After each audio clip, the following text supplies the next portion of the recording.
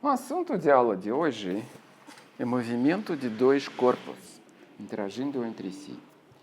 Então, a gente vai ter um modelo, a gente vai considerar duas massas pontuais interagindo uma força de atração, por exemplo. Força gravitacional entre duas massas. Esse é o modelo.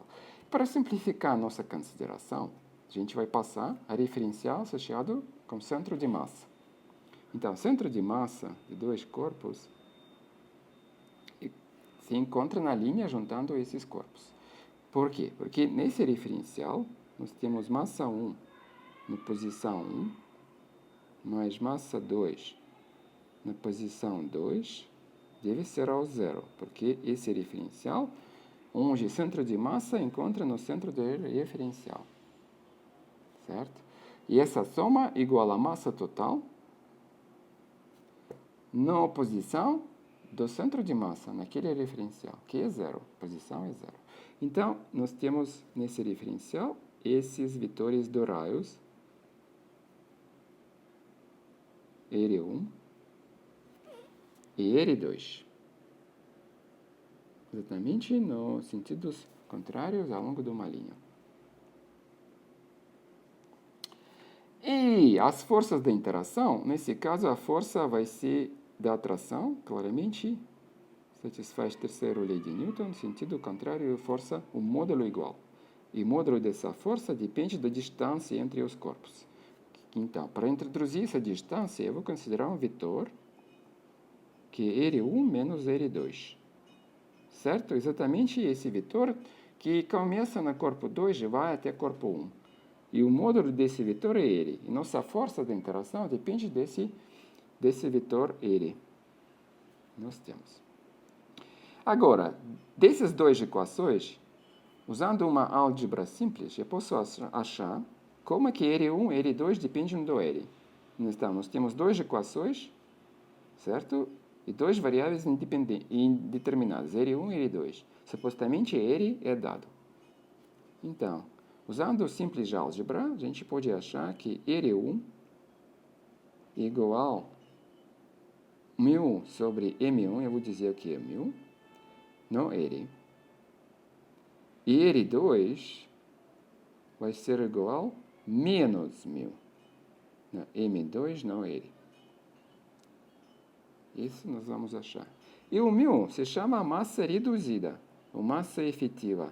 Tem vários nomes. Ela é definida assim, para dois corpos. Ela só existe para dois corpos, nesse caso. Então, por exemplo, substituindo esses valores R1 e R2 que achei com a função do R na equação esse aqui, a gente vai verificar que realmente é zero. Né? Isso é. E R1 menos R2, a gente vai achar que esse é R.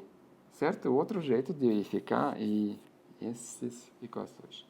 Então, quer dizer, se nós sabemos como é que muda o vetor R durante o tempo, nós vamos achar como muda o vetor R1 e R2. E isso é problema para resolver. Achar como mudam vetores R1 e R2 com o tempo. Certo? Claramente, a segunda lei de Newton fala o seguinte, que M1, certo? E agora vou introduzir aquelas notações do Newton, quer dizer, velocidade é 1 ponto sobre ele e coordenada e aceleração é 2 pontos, certo? Igual à força que corpo 2 age sobre corpo 1, certo? Isso aqui nós temos. Então, se R1 é função do R, proporcional, então qualquer mudança do R1 proporcional à mudança do R. Por exemplo, velocidade 1, que é igual a mudança do R1 sobre tempo, porque a massa μ e M1 não muda, proporcional à mudança do vetor R. E mudança do vetor R é uma velocidade, certo? Tem unidades de velocidade, que eu vou notar V nesse cálculo, né? Então, a aceleração A1, que é mudança de velocidade V1 sobre tempo, ou segunda mudança do raio, aqui, esses 2 pontos nessa notação aqui, proporcional também à mudança desse vetor V. Então, vetor V sobre T. Então, o de vetor V é esse aqui. Ó. Que a aceleração também é uma aceleração que nota A, certo? Ó. Então, substituindo... Então, isso, na verdade, R1, 2 pontos, né? Mudança. Ó, substituindo isso aqui, mudança R, 2 pontos, certo? Essas notações mostram realmente o que muda. E quantas vezes? Quer dizer, a primeira mudança de velocidade, a segunda mudança de aceleração. Então, substituindo essa equação aqui na nossa lei de Newton, e cancelando M1, nós vamos ter a seguinte equação. Observa que ela tem também a forma da lei de Newton, onde a massa é massa reduzida, esse μ aqui, certo? Definido aqui. E a força é a mesma que haja de corpo 2 na corpo 1, certo? Observa que essa força depende da distância entre os corpos, quer dizer, o módulo do vetor R. Então, essa equação é equivalente no movimento de 2 corpos. Por quê? Se resolver R, certo? A gente pode achar R1 e R2 usando essas 2 fórmulas, certo? Então, o que é esse vetor R? É vetor de corpo 2 a corpo 1. Então, no nosso desenho, esse vetor vai passar de corpo 2 a corpo 1. Então, esse vetor, certo? Então, o que nós descobrimos? Vamos sumarizar. Um novo quadro. Nós temos, no início, 2 corpos, massas M1 e M2, interagindo entre si uma força ao longo do raio, certo? E nós consideramos esse movimento de 2 corpos no referencial específico, associado ao centro de massa. Raios dos corpos, R1, R2, esse é o nosso referencial. E nesse referencial nós temos M1 no R1, isso é importante, mas M2 no R2 sempre é 0. Nós introduzimos raio efetivo, quer dizer, a diferença dos raios, quer dizer, o vetor que passa de vetor 2 a vetor 1, de corpo 2 a corpo 1. E nós achamos que nossas posições de corpo 1 e corpo 2 são funções desse e uma massa que se chama massa reduzida, massa efetiva. R e R2 igual menos μ na M2, então, M2 no R, onde o μ é massa reduzida, dada pela essa fórmula aqui. M1, M2, M1 mais M2. Então, esse desenho aqui, equivalente ao seguinte. Nós temos um corpo num referencial inercial que fica na posição R. Esse corpo tem massa μ e sofre a força ao longo do raio, que é o módulo da força da interação entre 2 corpos. Certo? Porque nossa equação para corpo 1 e para corpo 2 também é equivalente à seguinte equação para ele. Então, a aceleração desse corpo igual à força, nesse caso era força 2, que depende da distância, quer dizer, da R, do módulo da R. Então, se nós temos essa força F2 agindo nesse corpo com massa μ, resolvemos essa equação, nós achamos posições de 2 corpos. Então, problema de 2 corpos quer dizer reduzida ao problema de um corpo com massa reduzida μ. E por isso essa massa chama massa reduzida. Ó. E agora nós precisamos ainda considerar o movimento de um corpo sob força ao longo do raio, certo? Mas com massa μ reduzida. Como é que fazer isso? Ó, agora a gente vai estudar propriedades desse movimento, de um corpo só força central. Força central é aquela que age ao longo do raio. Nesse caso, pode ser a força de atração ao centro. Se dois corpos, por exemplo, interagem com força atrativa. Então, nós temos corpo, posição dele. Isso é tudo em 3 dimensões, por enquanto. Mas a gente vai chegar em 2 e depois de 1. Simplificando o nosso problema. E a força age ao longo do raio e, por exemplo, a força pode ser atração. Força de atração, que depende do raio também. Certo? Esse é o nosso problema. Um corpo sobre uma força central. E nós vamos considerar leis de conservação para esse movimento. Então, a primeira lei de conservação é a energia total. Tem energia cinética. Só que massa, esqueci que é massa 1000. Tem massa reduzida. Certo? Mudança do raio. Essa é velocidade em quadrado.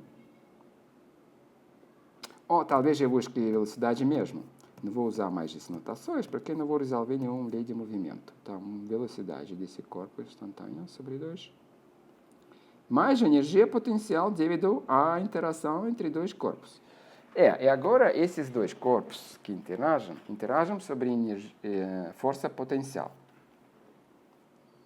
Antes era qualquer força, mas claramente na natureza existem interações com forças potenciais. Somente entre dois corpos, certo? Então, o que é esse potencial?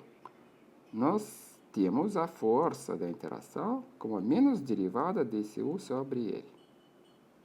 Certo? Para vocês que não sabem diferenciar, por exemplo, só devem imaginar que existe uma função, certo?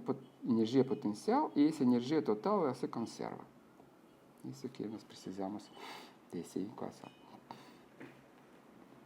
Mas já tenha mais que se conserva. Como a força age ao longo do raio, o momento da força, que é o raio da posição da força, certo? Igual ao zero. Se o momento da força é igual ao zero, pela lei de Newton, nossa lei de Newton é massa. A gente já descobriu isso na introdução do momento angular. Que a mudança do momento angular é produto raio na massa e na velocidade. Produto, esse é o momento linear, lembra? E o momento da força que deve ser zero, porque o momento da força é zero. Então, anotando o momento angular em vetor m,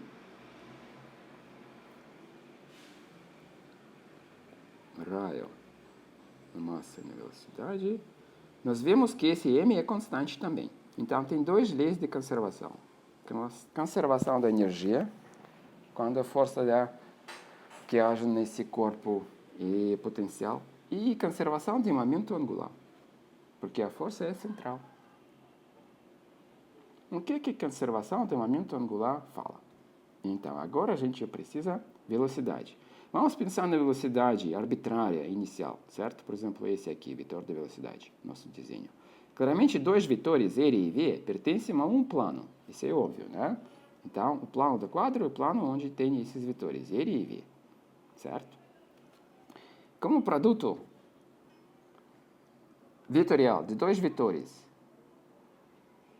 é ao longo do eixo ortogonal ao plano onde se encontram esses 2 vetores, o momento angular, que é constante, é ortogonal ao plano do quadro. E sempre vai ser ortogonal ao quadro. Isso significa que velocidade e posição sempre ficam nesse quadro nesse quadro. Quer dizer, movimento efetivamente era em 3 dimensões, se reduziu a 2 dimensões no plano ortogonal ao momento. Essa simplificação devido à conservação do momento angular. Então, o movimento, na verdade, não é um plano, e não em 3 dimensões. Isso é bom. Então, nesse plano, nós temos velocidade e tem raio. E essa velocidade pode ter componente ao longo do raio e ortogonal ao raio. Então, a gente vai quebrar a velocidade em duas partes. Velocidade ao longo do raio, que é esse símbolo paralelo aqui, mais velocidade ortogonal ao raio. E como a velocidade fica num plano, só tem duas bases, quer dizer, ao longo do raio, ortogonal ao raio, certo? Não tem terceira componente nenhuma. Ortogonal a esses dois, certo? E agora, o que é velocidade ao longo do raio? Isso é mudança do raio, certo? Velocidade ortogonal ao raio. E essa seria a velocidade se o corpo, por exemplo, fazia movimento circular. Essa velocidade sempre tangencial ao círculo, ortogonal ao raio. Mas nesse caso, a gente vai considerar movimento arbitrário, com velocidade que tem componente ao longo do raio. E componente ortogonal que pode mudar durante o tempo, certo? Tá, então nossa fórmula para a velocidade. Tudo bem? Mas como nós temos momento angular que é constante, eu vou mostrar para vocês que a gente descarta essa parte ortogonal da velocidade. Por quê? O momento angular é o produto vetorial de dois vetores. Raio, num vetor, eu escrevi massa primeiro. Num vetor, velocidade, certo? Claramente, componente... Tá, e massa nossa é 1000, aqui de novo eu escrevo M, né? Não consigo se economizar. Massa 1000, certo? Raio, somente componente ortogonal que precisa. Componente ao longo do raio não contribui ao produto vetorial. Então, se a gente considerar o módulo do produto, o módulo do vetor momento angular, porque ele é constante, o módulo também é constante. E esse módulo é exatamente o quê? Esses dois vetores, ele e v ortogonal, são ortogonais. Então, produto ortogonal de dois vetores, módulo do primeiro vetor, módulo do segundo, certo? No segundo ângulo, que é 90 graus. Então, velocidade ortogonal, na verdade, é uma função do momento, deveria ser mais rápido, momento, massa e raio. Certo? Esse M é o módulo de momento angular. E agora a gente vai considerar a conservação da energia. Certo? Então, a gente vai escrever agora nossa energia. Então, de novo, desenho. Corpo, posição L, velocidade que tem dois componentes no geral, V paralelo e V ortogonal. Então, aqui não vou desenhar, porque não complicar nosso desenho. E o movimento sempre acontece no plano, como esses dois vetores. Imagina que esse V e ele são vetores iniciais, ou em qualquer momento de tempo. O plano sempre é o mesmo. Então, nós descobrimos que o momento angular, que é o raio na massa, que é 1000, nosso corpo com massa 1000, né? Lembrar, reduzida. Na velocidade, também igual, só parte ortogonal da velocidade contribui, quer dizer, parte ortogonal é essa aqui, certo? E parte ao longo do raio é essa aqui. Ó, parte ortogonal que contribui, hein? Não consigo colocar aqui. Certo? E nós achamos que o módulo de velocidade ortogonal, devido que o momento é constante, o módulo dele é constante, ó, essa forma. Isso a gente vai usar na fórmula para energia total. Energia total igual energia cinética, tem dois componentes da velocidade. Velocidade paralela ao longo do raio quadrado, mas são ortogonais. Velocidade ortogonal ao raio, que eu vou escrever dessa forma. O módulo dele que precisa, né, quadrado. Mais energia potencial devido à força central. Então, o corpo sofre força central. Então, simplificando isso um pouquinho, a gente pode escrever. Aqui não precisa vetor, só componente, o módulo de componente ao longo do raio da velocidade, mas esses dois termos é a função do raio. Então, isso se chama energia efetiva. Ela tem a seguinte forma: momento angular em quadrado sobre massa. Esqueci 2 aqui, né? Energia cinética é velocidade, massa na velocidade quadrada sobre 2, R quadrado, mais 1 na R. Ó, isso aqui é uma função do raio. A gente pode chamar esse potencial efetivo. E o que é velocidade o componente ao longo do raio, certo? Isso é mudança do raio, certo? Então, velocidade ao longo do raio é mudança do raio sobre tempo. Isso é óbvio, por quê?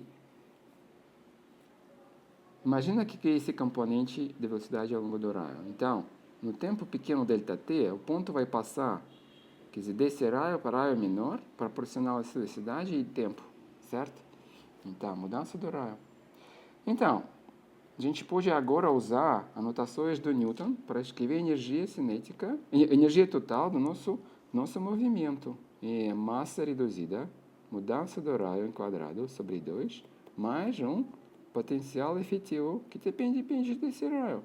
Então, imagina, era um movimento em 3 dimensões. Como o momento angular é conservado, se deixou de ser movimento em 3 dimensões e acontece esse movimento no plano ortogonal ao momento. Então, momento angular, ortogonal, quer dizer esse plano de movimento. Ó.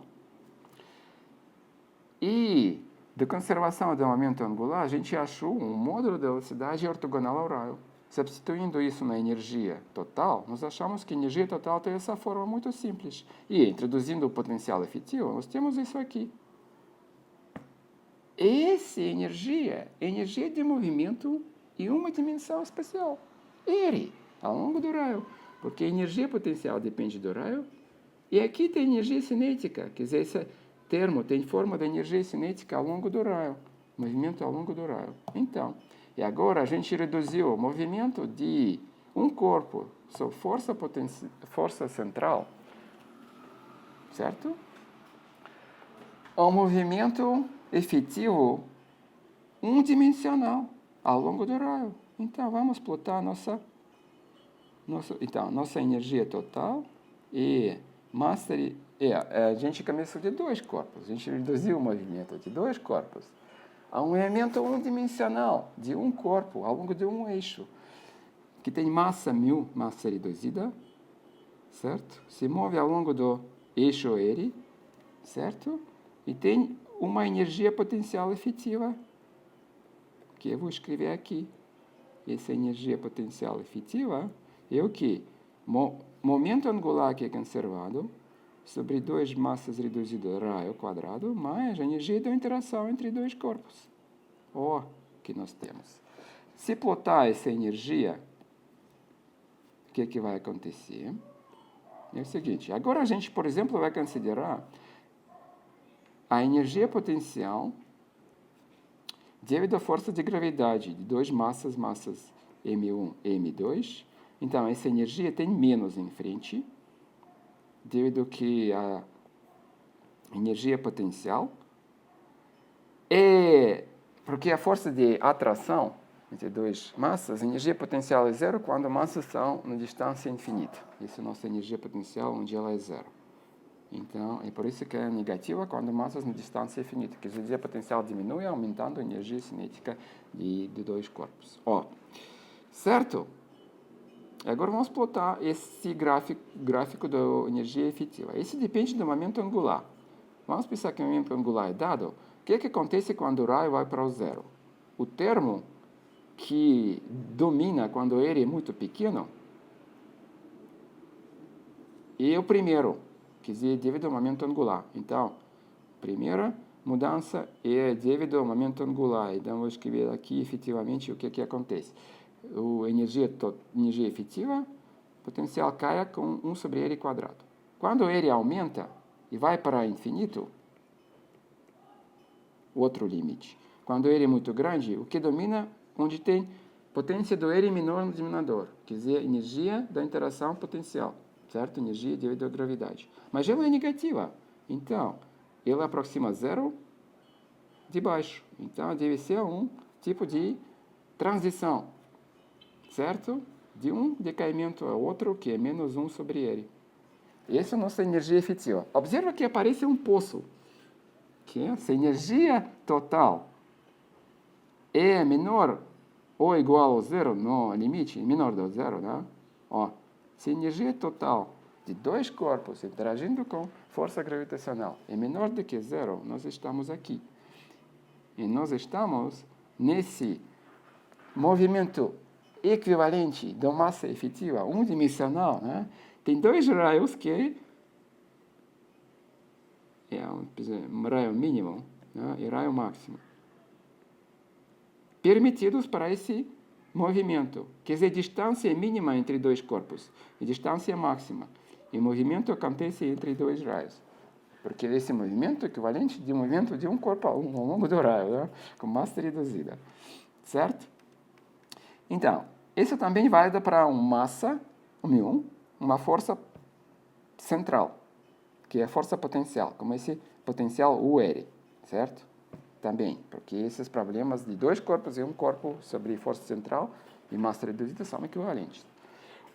E agora, o que acontece no movimento de um corpo que pode ir entre dois raios, né? Então, nós temos um centro, temos raio R1 e R2, né? R1 e R2. Onde agora eu devo colocar... Não R1 e R2, R mínimo e R máximo. Certo? Então, eu desenhei corretamente. Eu vou explicar por que esses raios devem ser como vetores no sentidos opostos, quer dizer, ao longo do eixo. Por quê? Observa o seguinte, nosso corpo, então, vai fazer movimento. Esse é o raio mínimo, certo? Então, e o círculo desse raio é aqui, certo? Então, nosso corpo vai passar aumentando o raio para chegar ao raio máximo, né? Certo? Aqui. Então, o movimento de um corpo vai ser um elipso. Não no meu desenho, né? Não aparece no meu desenho, mas deve ser um elipso. E o centro é um foco desse elipso. Esses pontos se chamam perighelio e apoghelio, se não me engano, né? Por que isso deve ser assim? Por que deve ser elipso? Agora lembra, movimento unidimensional. E eu falei o seguinte, movimento do mínimo ao máximo e de volta leva ao mesmo tempo. Período sobre 2, certo? E isso significa que essa parte do movimento e essa parte leva ao mesmo tempo. E deve ser então simétrico, então deve ser elipso. Então descobrimos que o movimento de dois corpos só interagindo uma força potencial acontece assim que ele é equivalente ao movimento de um corpo sob força central com o mesmo potencial. E isso pode ser descrito como movimento unidimensional ao longo do raio. E usando a propriedade desse movimento unidimensional, estudados na outra aula, nós descobrimos que, por simetria, esse movimento sob força central deve ser ao longo de um elipso, no caso geral, certo? Claramente, um elipso pode colapsar um círculo, no caso específico, e a gente também vai dizer quando isso acontece. Quando a velocidade aqui nesse ponto ortogonal ao raio, e ela é assim que ela é suportada pela força central, quer dizer, a ação centrípeta é aquela que acontece devido a essa velocidade. Então, essa velocidade, o módulo vai ser a constante e o movimento vai ser ao longo do elipso que é desenhado aqui, né? No geral, isso não acontece, certo? E o movimento vai ser ao longo de um elipso, quer dizer, o raio vai mudar entre mínimo e máximo. E como o período é mesmo, os braços desse trajetória, esse e esse aqui, devem ser simétricos ao longo desse eixo. Então, claramente, o raio máximo deve ser no sentido contrário de raio mínimo. E é esse movimento, só por simetria. Então, nós descobrimos muita coisa, que, na verdade, o movimento de um corpo sob força potencial acontece ao longo de um elipso e tem um período. E esse período é meio período, movimento de raio mínimo a raio máximo. E isso é equivalente ao movimento de dois corpos. Então, agora voltamos a dois corpos. O que acontece no movimento geral de dois corpos? Lembra que posição de dois corpos são posições são proporcionais à posição desse corpo efetivo, que move sob força potencial. e tem massa reduzida, μ, certo? Então, se ele vai ao longo do elipso, cada posição, cada corpo, entre dois corpos interagindo, M2 e M1, no referencial associado ao centro de massa, só ele, porque a gente começou desse referencial, L1, L2, esse é o centro de massa. O L1 e L2 vão passar também elipsos. Quer dizer, se, por exemplo, nós consideramos movimento de... Então, esse é o nosso elipso. Esse é o foco do elipso, esse é o outro. E nós consideramos um corpo efetivo, massa reduzida, que se desloca ao longo desse elipso. E tem esse nosso centro. O centro deve ser um desses focos. O raio mínimo, esse aqui. Raio máximo, esse aqui. Certo? O corpo desloca ao longo do elipso, corpo efetivo. E como, pelas essas relações, cada desses dois corpos também faz movimento ao longo do elipso. Certo? Então, raio L1 e L2 fazem movimentos elípticos. Mas assim que o centro de massa é parado. Então, qualquer que seja a posição de dois corpos, claramente, eles são na linha que atravessa, e se juntamos eles como linha, essa linha atravessa o centro de massa. Mas cada dos raios passa ao longo do elipse. Então, essa é a lição para a aula de hoje. Uma coisa que resta é observar que o momento angular, lembra que o momento angular é conservado, certo? Esse momento angular nesse caso, é massa reduzida. Nós consideramos uma massa, raio, na velocidade, certo? Esse momento angular. Qual o significativo geométrico do momento angular? Por exemplo, o movimento dessa massa reduzida ao longo desse elipso, certo? Nós temos, por exemplo, duas posições. Esse aqui passa esse no tempo ΔT, certo? Então, o corpo passa ao longo desse caminho, certo? Ao longo do elipse. Então, a velocidade vai ser ΔL sobre ΔT. Limite quando ΔT vai para o zero, certo? Então, velocidade ΔL, certo? Então, nós temos o seguinte, que essa velocidade tem componentes ortogonal e ao raio e paralelo ao raio. E nesse produto somente entra componente ortogonal ao raio, certo? Então, a gente pode pensar que esse produto, na verdade, nós temos raio inicial, certo? Temos raio final, 2, no tempo t mais ΔT. E temos esse ΔL, tá? ΔL. Mas quando o ΔT é pequeno, esse vai ser ângulo 90 graus, certo? Aproximadamente. Então, o produto vetorial vai ser o produto de mudança do, quer dizer, a mudança do raio no L, certo? Dividido por ΔT, isso aqui, isso é aproximadamente isso, certo? Mas esse produto aqui vai ser 2 vezes a área desse triângulo. Então, vai ser 2 massa na mudança da área do triângulo, essa é a área ΔA, sobre tempo. Isso é fácil observar. Por quê? Porque o produto vetorial é ΔL e L1 tem um ângulo.